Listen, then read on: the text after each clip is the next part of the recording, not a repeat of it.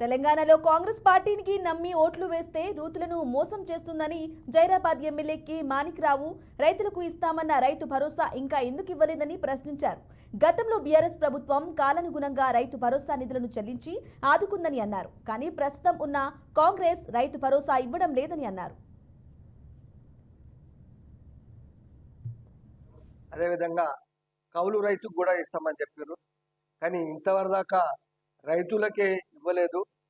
మరి నేను డిమాండ్ చేసేది, వానాకాలం వచ్చింది. గతం ఉన్న ప్రభుత్వంలో వానాకాలం ముందే మేలోనే ఇచ్చేవాళ్ళం. కానీ ఈ ప్రభుత్వం జూన్ అయిపోయింది, జూలై వచ్చింది, ఇంతవరకు దాకా రైతు భరోసా లేదు.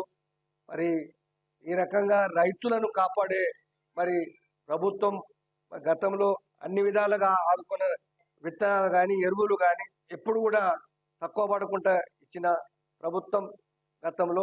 కానీ ఇప్పుడు ప్రభుత్వం ఇంతవరకు దాకా మరి రైతు భరోసా ఇవ్వలేదు.